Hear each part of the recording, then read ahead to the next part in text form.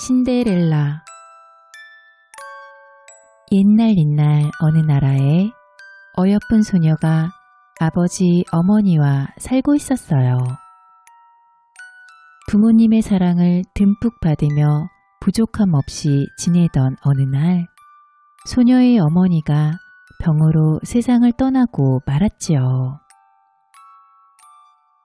어머니가 돌아가시자 소녀는 날마다 눈물을 흘리며 슬퍼했어요. 아버지는 슬퍼하는 소녀를 위해 새 어머니를 맞이했어요. 새 어머니는 소녀보다 나이가 많은 두 딸도 데리고 왔지요. 그런데 새 어머니와 두 언니들은 마음씨가 아주 고약했어요. 새어머니와 언니들은 아버지가 집을 비울 때면 소녀를 괴롭혔어요. 어서 청소하지 않고 뭐하고 있니? 밥도 하고 빨래도 하거라. 새어머니는 소녀에게 집안일을 모두 시키고 하녀처럼 마구 부려먹었어요. 하루는 난로 잿더미 속에 완두콩을 잔뜩 뿌리고 소녀를 불렀어요. 잿더미 속에 있는 완두콩을 모두 골라내거라. 소녀는 잿더미 속에 파묻힌 콩을 손으로 하나씩 골라내었어요. 어머, 쟤 좀 봐. 온통 잿투성이잖아. 새어머니와 언니들은 소녀를 신데렐라라고 부르며 놀려댔어요. 신데렐라는 잿투성이라는 뜻이지요. 그때부터 소녀는 신데렐라라고 불리게 되었어요. 그런데 얼마 지나지 않아 아버지마저 병으로 세상을 떠나고 말았어요. 이제 이 집은 우리들 차지야.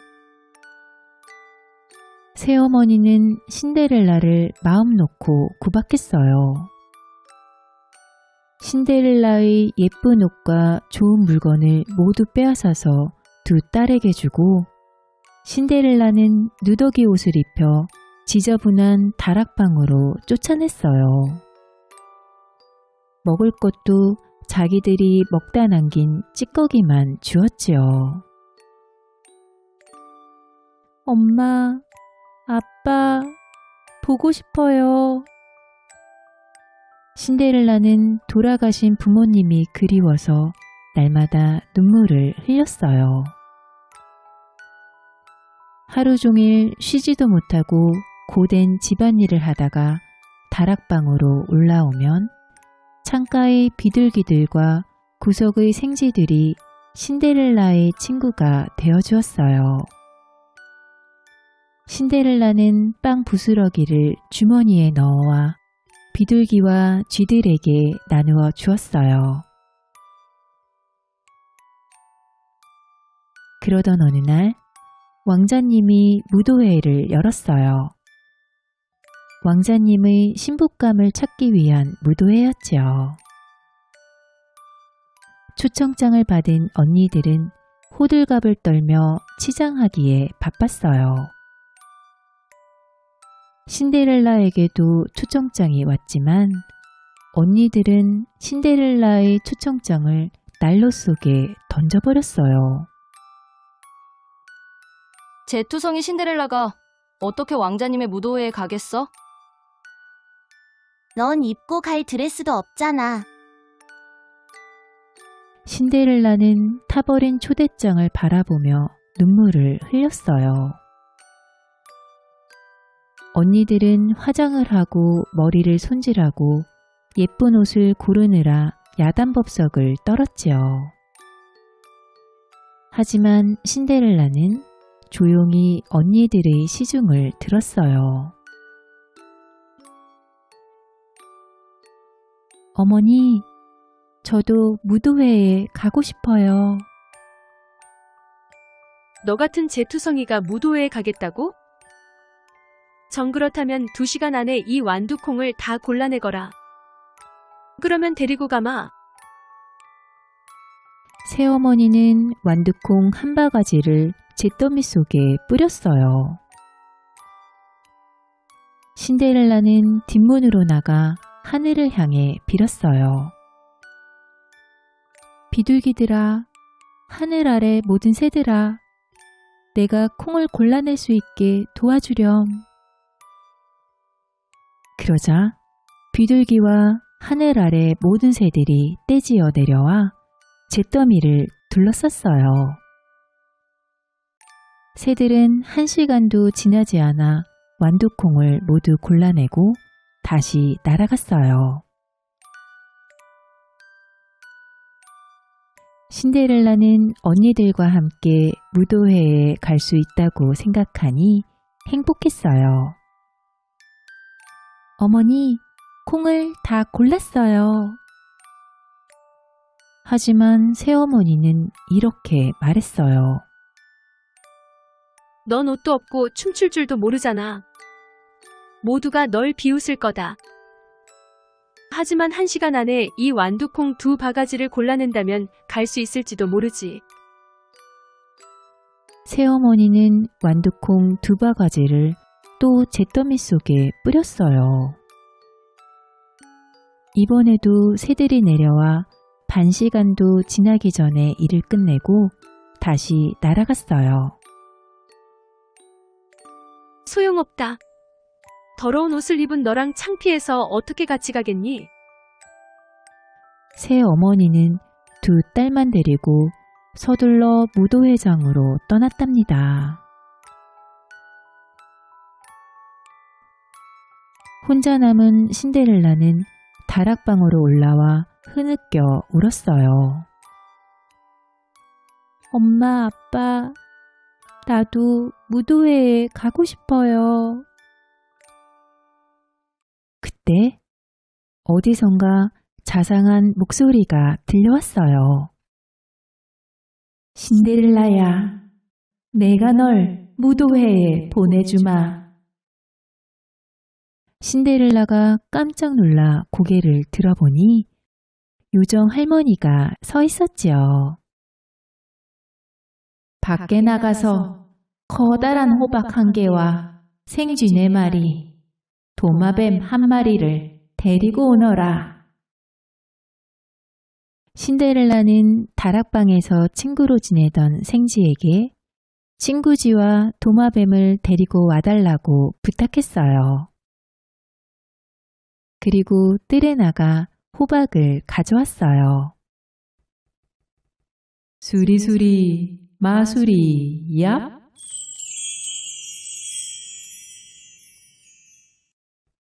요정 할머니가 주문을 외우며 지팡이로 호박을 건드리자 호박이 황금마차로 변했어요. 생쥐들은 흰 말로, 도마뱀은 멋진 마부로 변했지요. 그리고 신데렐라의 누더기는 세상에서 가장 아름다운 드레스로 변했어요. 요정 할머니는 신데렐라에게 반짝이는 유리구두를 신겨주며 말했어요.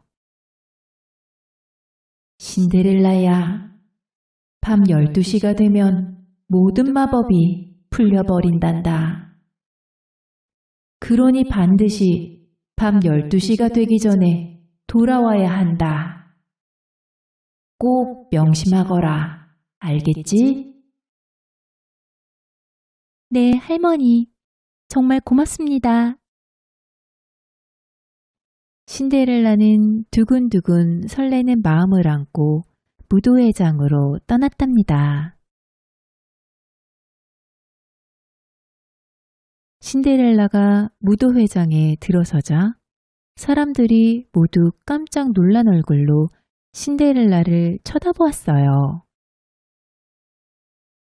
저렇게 아름다운 아가씨는 처음 봐. 정말 예쁘다. 어느 나라 공주님일까? 왕자도 신데렐라를 보고 첫눈에 반했어요. 아가씨, 저와 함께 춤을 추시겠습니까? 네, 왕자님.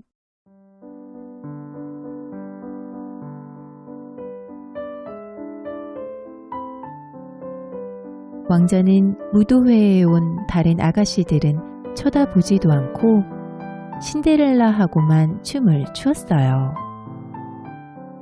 아가씨들은 모두 부러운 눈으로 신데렐라를 바라보았어요. 새어머니와 언니들도 지켜보고 있었지만 왕자와 춤을 추고 있는 아름다운 아가씨가 신데렐라인 줄은 꿈에도 몰랐지요. 신데렐라는 너무 행복해서 시간 가는 줄도 몰랐어요.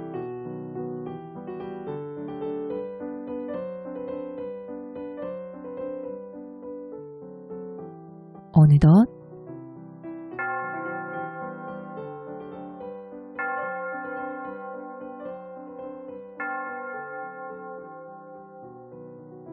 열두 시를 알리는 종소리가 울리기 시작했어요.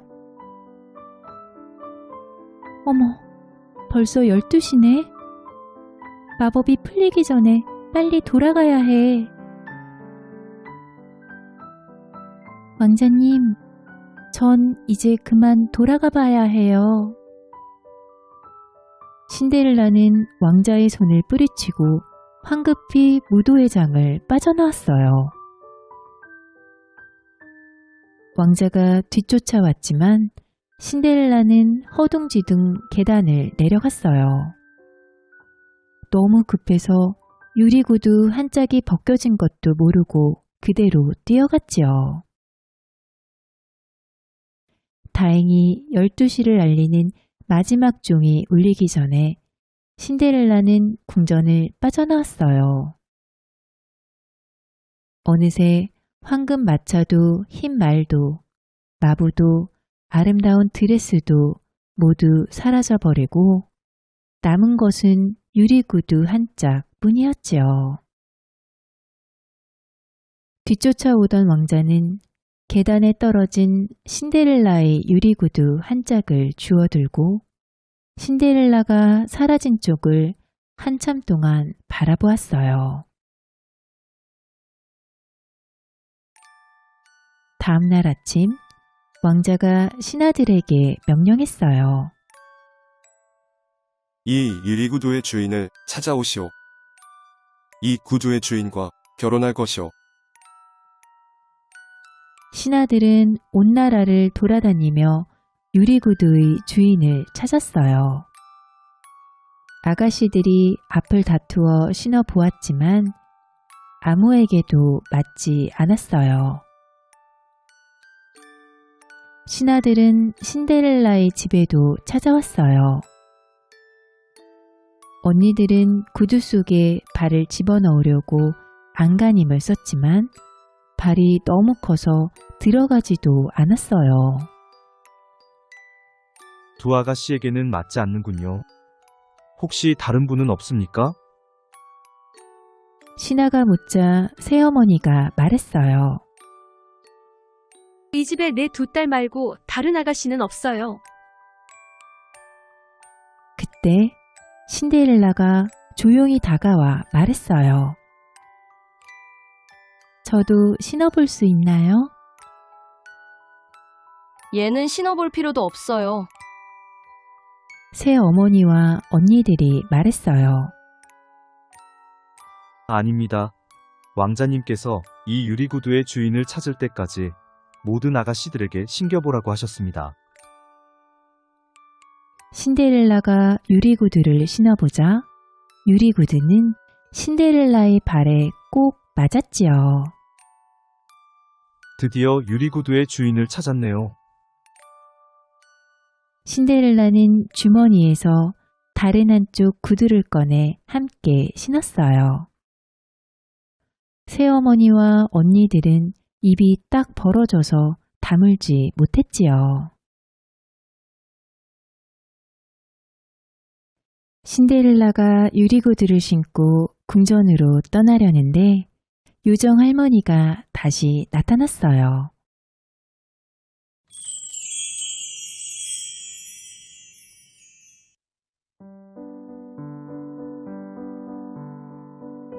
할머니가 지팡이를 흔들자 신데렐라는 눈부시게 아름다운 드레스를 입은 신부로 변했어요.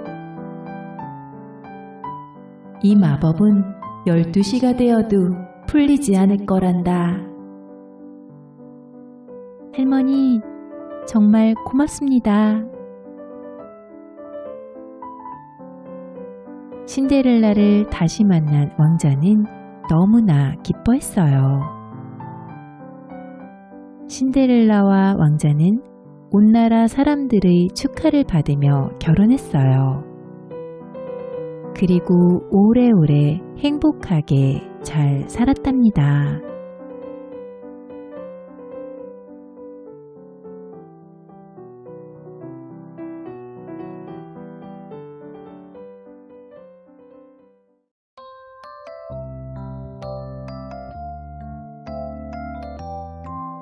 노르웨이의 검은 황소. 옛날 노르웨이에 홀 어머니와 세 딸이 살았어요. 어느 날 큰딸이 말했어요. 어머니, 저는 이제 제 운명을 찾아 떠날래요. 큰딸은 마을의 점쟁이를 찾아가 자신의 운명을 물었어요. 뒷문을 열고 나가 무엇이 있는지 살펴보거라. 큰딸이 문을 열고 내다보자 저 멀리서 말 6마리가 끄는 화려한 마차가 오고 있었어요. 그 마차가 너를 데리러 왔구나. 큰딸은 말 6마리가 끄는 마차를 타고 떠났어요. 어머니, 저도 제 운명을 찾아 떠나겠어요.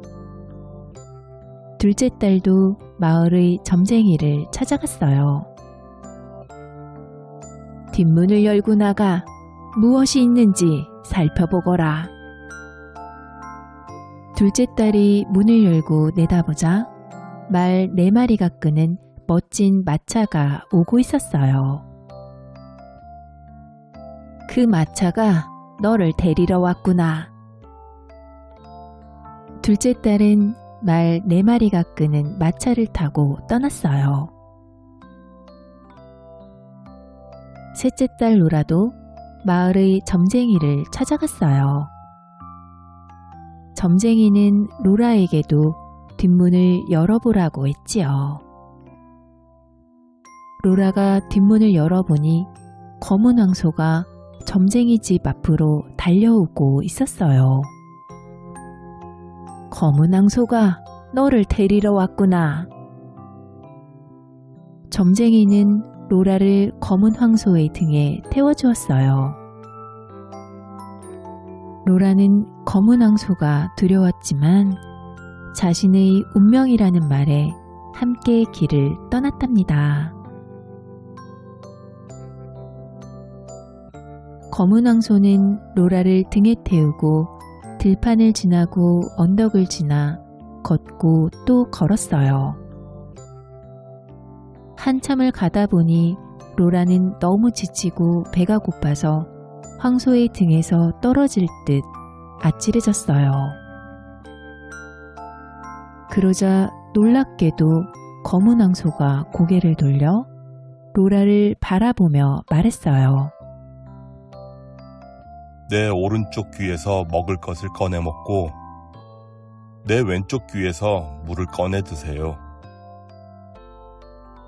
그 목소리는 의외로 다정했어요. 로라는 검은 황소의 말대로 먹을 것과 물을 꺼내 먹고 기운을 차렸지요. 시간이 갈수록 로라는 점점 두려운 마음이 사라졌어요. 어느덧 날이 저물었을 때 로라와 검은 황소는 훌륭한 성 앞에 도착했어요. 이 성에서 하룻밤 묵고 갑시다. 이 성은 우리 큰형의 성이랍니다. 검은 황소가 말했어요. 로라는 극진한 저녁을 대접받고 비단 침대에서 잠을 잤어요. 다음날 큰 형이 로라에게 빨간 사과 모양의 통을 주며 말했어요. 가슴이 터질 듯 아플 때 이 통을 여시오. 그전에는 절대로 이 통을 열지 말아요. 로라와 검은 황소는 다시 길을 떠났어요. 해가 질 무렵 둘은 화려한 성 앞에 도착했어요. 오늘은 이 성에서 묵고 갑시다. 이 성은 우리 작은 형의 성이랍니다. 검은 황소가 말했어요.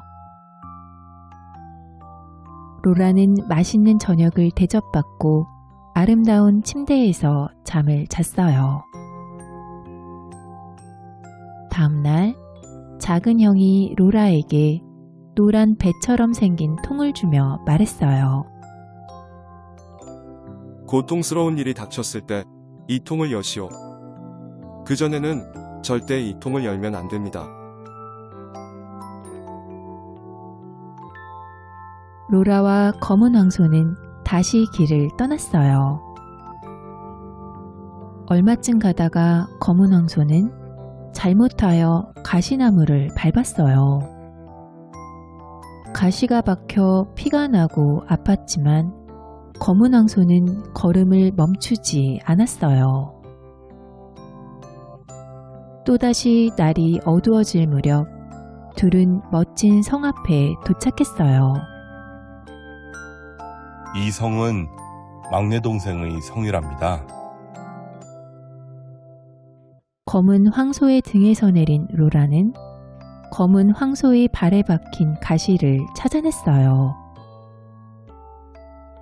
얼마나 아팠을까? 로라가 조심스럽게 가시를 뽑아주었어요. 그러자 어느새 검은 황소는 사라지고 잘생긴 청년이 그 자리에 서 있었어요. 나는 노르웨이의 왕자였는데 나쁜 마녀가 자기 딸과 결혼하라고 했지요. 싫다고 하자 저주를 걸어 검은 황소로 변하게 했답니다. 당신이 나를 두려워하지 않고 진심으로 대해주어 마법이 풀렸어요. 하지만 마법이 완전히 풀린 건 아니에요. 낮에는 다시 황소의 모습으로 돌아갈 거예요. 골짜기에 사는 어둠의 왕을 무찔러야만 마법이 완전히 풀린답니다. 아침이 되자 왕자는 다시 검은 황소의 모습으로 변했어요. 막내 동생이 로라에게 붉은 자루처럼 생긴 통을 주며 말했어요. 정말 슬픈 일이 생기면 이 통을 여세요. 그전에는 절대로 이 통을 열면 안 됩니다. 로라는 다시 검은 황소의 등에 올라탔어요. 둘은 한참을 걸어 어둡고 무시무시한 골짜기에 다다랐어요.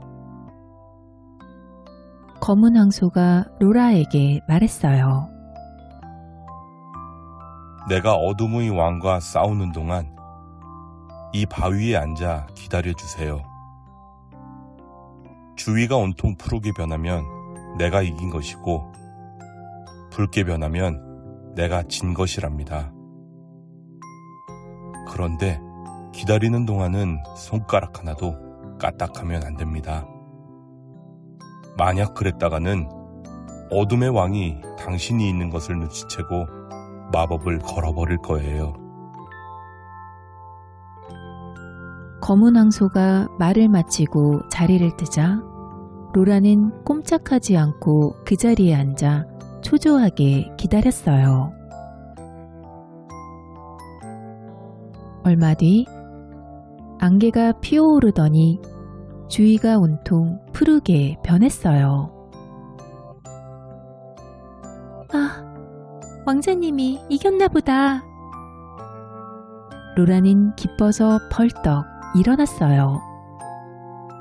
어머! 순간 아차 싶어 당황했지만 때는 이미 늦었어요. 로라는 곧 어둠의 왕의 마법에 걸리고 말았어요. 로라의 눈에는 왕자가, 왕자의 눈에는 로라가 보이지 않게 되었지요. 로라는 눈물을 펑펑 흘리며 왕자를 기다렸지만 다시 만날 수가 없었어요. 왕자님이 나를 찾을 수 없다면 내가 왕자님을 찾아야 해. 저 언덕만 넘어가면 이 골짜기를 빠져나갈 수 있을 거야. 하지만 높디 높은 언덕은 유리로 만든 것처럼 미끄러워 도저히 올라갈 수가 없었답니다. 로라는 언덕을 돌아가다가 대장장이 집에 다다랐어요. 7년 동안 이 일을 해주면 언덕을 올라갈 수 있는 철로 된 신발을 만들어주마. 로라는 대장장이 집에서 빨래를 하고 청소를 하고 요리도 해주었어요.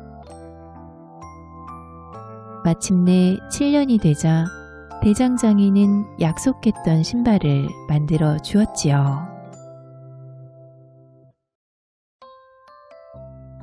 로라는 철로 된 신발을 신고 높고 높은 언덕을 넘어 어느 오두막에 이르렀어요.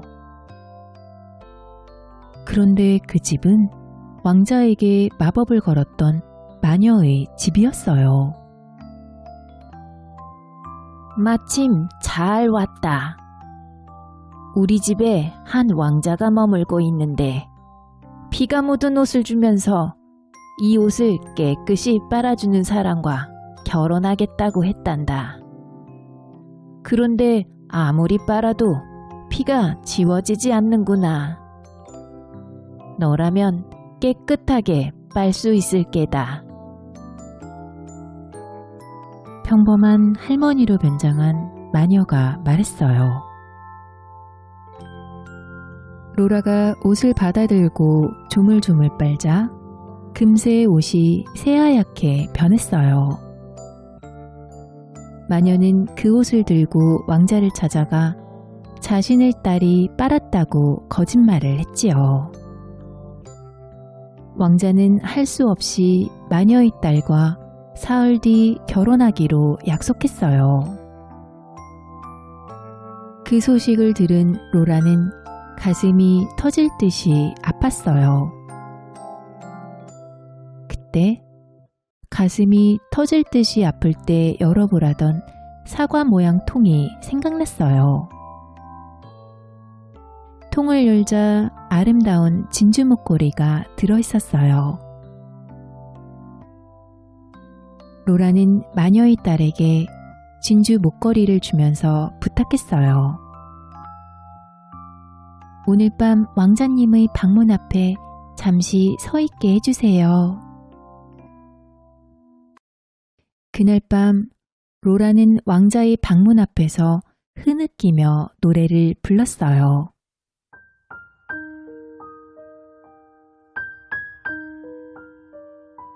당신을 위해 7년 동안 일을 했어요. 당신을 위해 미끄러운 언덕을 올랐고 당신을 위해 피 묻은 옷을 빨았답니다. 제발 일어나 나를 보세요.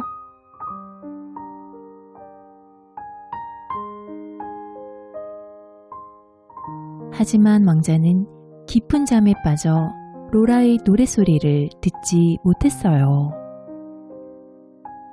마녀의 딸이 왕자에게 잠자게 하는 약을 먹였기 때문이지요.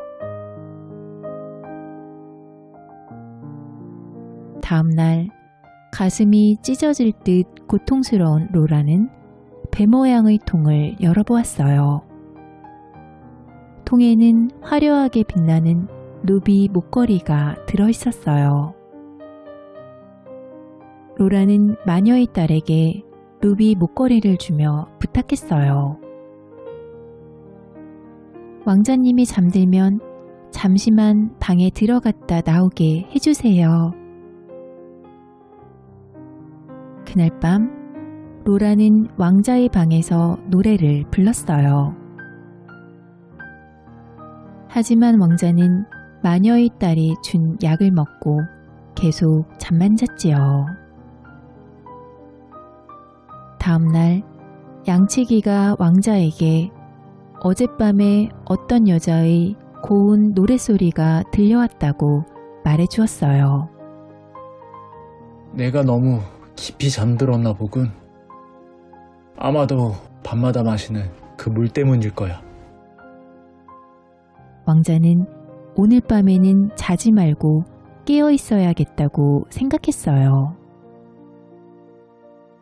결혼식은 내일로 다가왔어요. 로라는 너무 슬퍼서 자두 모양 통을 열어보았어요. 그 안에는 반짝이는 다이아몬드 목걸이가 들어있었어요. 로라는 다이아몬드 목걸이를 마녀의 딸에게 주며 왕자의 방에 한 번만 더 들어가게 해달라고 부탁했지요.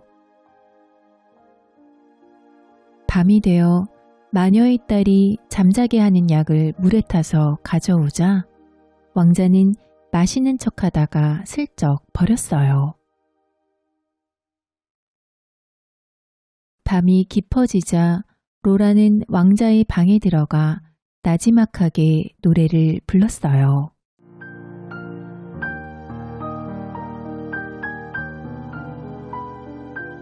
당신을 위해 7년 동안 일을 했어요. 당신을 위해 미끄러운 언덕을 올랐고 당신을 위해 피 묻은 옷을 빨았답니다. 제발 일어나 나를 보세요.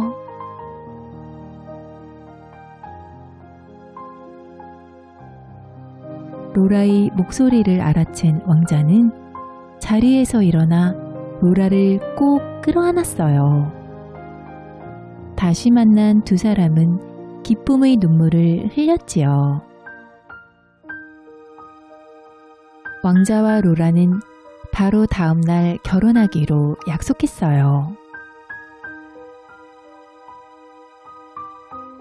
마녀와 딸은 자신들의 속임수가 들통난 것을 알고 멀리 달아났어요. 그리고 두 번 다시 나타나지 않았어요.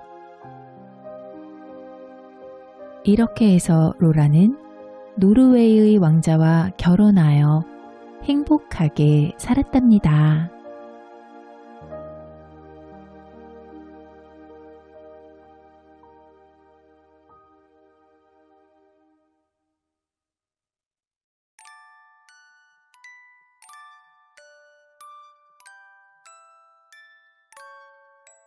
달걀 값은 얼마일까? 옛날 그리스에 작은 왕국을 다스리는 왕과 왕비가 살았어요. 왕비는 배가 불러 곧 아기가 태어날 예정이었어요. 어느 날 왕이 이웃나라로 여행을 떠나며 왕비에게 말했어요. 내가 없는 동안 아이를 낳게 되거든 꼭 아들이어야 하오. 그 아이에게 이 왕국과 내 온 재산을 물려줄 것이오. 하지만 만약 딸을 낳거든 그 아이는 살아남지 못할 것이오. 왕은 이렇게 말하고 궁궐을 나섰어요. 왕이 떠나고 홀로 남은 왕비는 무척 걱정이 되었어요. 아들을 낳을지 딸을 낳을지는 왕비가 결정할 수 있는 것이 아니었으니까요. 며칠 뒤 왕비는 아기를 낳았어요. 그런데 불행하게도 아들이 아니라 딸이었지요. 아, 이를 어쩐담. 왕께서 돌아오시면 이 아이를 당장 없애려 하실 거야. 왕비는 너무 두렵고 끔찍해서 온몸의 피가 거꾸로 솟는 것 같았어요. 이렇게 예쁘고 천진한 아이가 그런 일을 당하게 할 수는 없어. 어떻게든 살려야 해. 왕비는 시름에 잠겼어요. 그러다 궁전 밖의 마을에 사는 가난한 여인도 아기를 낳았다는 소식을 듣게 되었어요. 그 아기는 사내아이였지요. 왕비는 가장 믿음직한 시종을 시켜 그 여인을 몰래 궁전으로 불러들였어요. 왕비는 사정을 이야기했어요. 자네의 아들을 왕자로 삼아 왕위를 물려주겠네. 자네에게도 평생 먹고 살 걱정 없도록 넉넉히 돈을 주겠네. 그 대신 내 딸을 친딸처럼 보살펴주고 종종 궁전으로 보내어 놀게 해주면 되네. 내가 바라는 것은 그뿐이네. 여인은 자신의 아들이 궁전에서 좋은 음식을 먹고 좋은 교육을 받고 장차 왕까지 된다고 하니 고민할 필요도 없이 그러겠다고 했어요. 이렇게 해서 가난한 여인이 낳은 아들은 왕자가 되고 왕비가 낳은 공주는 가난한 집의 딸이 되었지요. 여행에서 돌아온 왕은 왕비가 왕자를 낳았다며 매우 기뻐했답니다. 한편 그 무렵 마을에 사는 한 상인이 배를 타고 먼 나라로 장사를 하러 떠나게 되었어요. 상인은 배에서 먹을 식량으로 달걀 40개를 주문했어요. 할머니, 내일 아침 일찍 달걀을 40개 삶아서 부둣가의 제 배로 가져다 주시겠어요? 돈은 그때 드릴게요. 달걀 가게 할머니는 흔쾌히 그러겠다고 했지요. 다음 날 아침 할머니는 약속대로 삶은 달걀 40개를 가지고 부둣가로 갔어요. 그런데 할머니가 조금 늦는 바람에 상인의 배가 막 떠나려 하고 있었어요. 상인은 삶은 달걀을 받아들고 말했어요.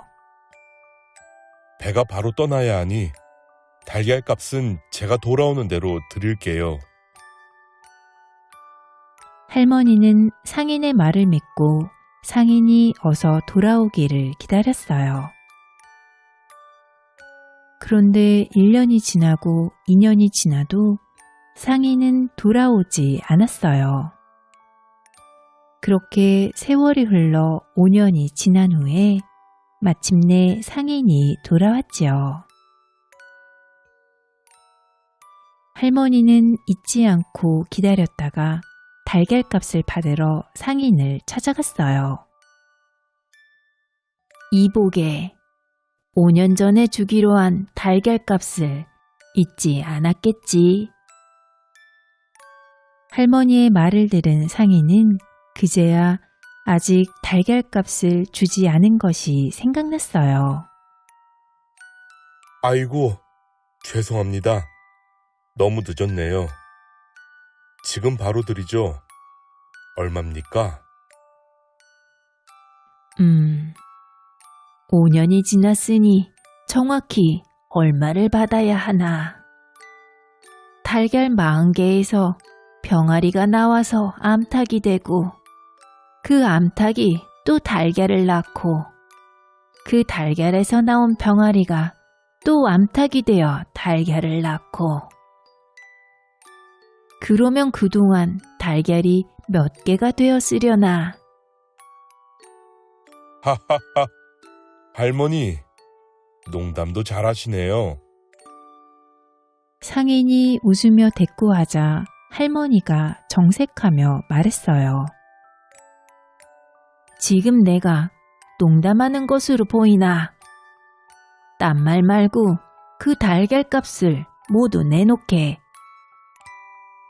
네? 뭐라고요? 암탉 한 마리가 1년에 달걀을 수백 개씩 낳는다는 건 알고 있겠지. 할머니가 한사코 우겨대자 상인도 이제 슬슬 화가 나기 시작했어요. 세상에 그런 법이 어디 있어요? 저는 달걀 40개 값 말고는 한 푼도 더 못 드립니다. 할머니와 상인은 옥신각신 다투었어요. 하지만 결론이 나지 않자 두 사람은 왕을 찾아가 재판을 받기로 했답니다. 왕 앞에선 할머니가 사정을 이야기한 후 간절히 말했어요. 임금님, 달걀 40개가 5년 후에는 달걀 몇 개가 되는지 잘 헤아려 값을 매겨주십시오. 상인도 억울해하며 말했어요. 저는 달걀 40개를 샀을 뿐입니다. 두 사람의 이야기를 들은 왕은 쉽게 판결을 내릴 수 없었어요. 5년 동안 달걀값을 갚지 못한 상인의 잘못도 있지만 그렇다고 할머니가 계산한 대로 값을 치르도록 하는 게 옳은 건지 판단이 서지 않았지요. 또 그렇게 하면 달걀값이 얼마인지 정확히 계산하기도 골치가 아팠어요. 아무래도 생각할 시간이 필요하겠다. 판결이 내려질 때까지 두 사람은 다투지 말고 기다리다가 나중에 내가 부르거든 다시 오너라. 왕은 이렇게 말하고는 할머니와 상인을 돌려보냈어요. 왕은 깊은 고민에 빠졌지만 쉽게 판결을 내리지 못했어요. 그렇게 하루 이틀 사흘이 지나고 한 해 두 해가 지나 어느새 4년이란 세월이 훌쩍 흘러가 버렸어요. 그동안 달걀 재판에 대한 소문은 온 나라에 퍼져 모든 사람들이 알게 되었지요. 한편 서로 뒤바뀐 남자아이와 여자아이는 다른 사람들에게 들키지 않고 무럭무럭 자라 9살이 되었어요. 여자아이는 종종 궁전의 정원에 놀러와 왕자와 사이좋게 놀곤 했지요. 어느 날 두 아이는 재판놀이를 했어요. 두 아이도 달걀 재판에 관한 이야기를 알고 있었어요. 왕자가 여자아이에게 물었어요. 달걀 값으로 얼마를 치르면 되겠습니까? 그러자 여자아이가 말했어요. 달걀 40개 값만 주면 된다. 네? 달걀 40개에서 병아리가 나오고 그 병아리가 암탉이 되어 달걀을 낳고 이렇게 5년이 지나면 달걀이 수천 개, 아니 수만 개가 될 텐데요? 왕자가 묻자 여자아이가 웃으며 말했어요. 그대는 삶은 달걀에서 병아리가 나오는 것을 본 적이 있는가? 멀리서 그 모습을 지켜보던 왕이 무릎을 탁 쳤어요. 옳지. 내가 왜 그 생각을 못했을까? 왕은 당장 할머니와 상인을 불러들였어요. 그리고 할머니에게 말했어요. 그대는 상인에게 어떤 달걀을 주었지? 그야 삶은 달걀이지요. 그럼 삶은 달걀이 5년이 지나면 몇 개로 늘어나는가? 아, 그게... 할머니는 말문이 막혀 대답을 할 수가 없었어요.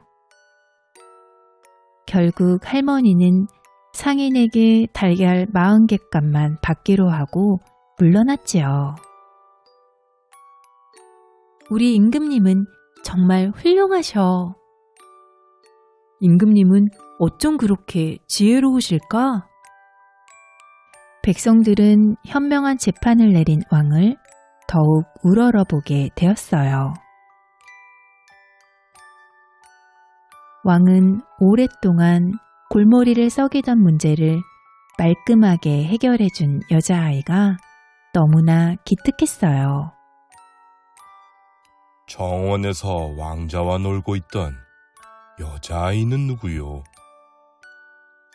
왕이 왕비에게 묻자 왕비는 당황해서 얼굴이 화끈거렸어요. 왕을 속이고 딸을 감춘 일이 들통날까봐 조마조마했지요. 왜 그렇게 당황하시오? 혹시 내게 숨기는 거라도 있는 거요? 무슨 일이 있어도 누구에게도 어떤 벌도 내리지 않을 테니 안심하고 말해 보시오. 왕이 약속하자 왕비는 조심스럽게 그동안 있었던 일을 이야기했어요. 뭐라고? 우리 왕자가 내 아들이 아니란 말이오? 뜻밖의 말에 왕은 소스라치게 놀랐어요. 하지만 잠시 마음을 가라앉히고 생각하더니 왕비의 손을 꼭 잡으며 말했어요. 하마터면 내가 그토록 사랑스럽고 지혜로운 딸을 잃을 뻔했구려.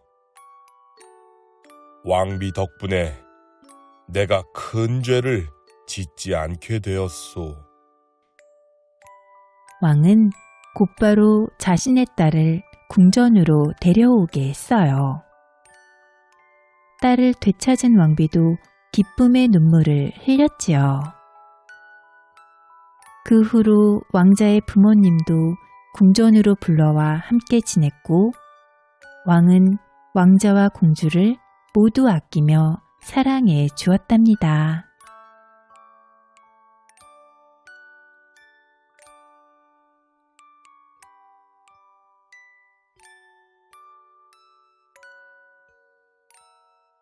재미있게 들으셨나요? 꿀잠 자는 편안한 밤 되세요.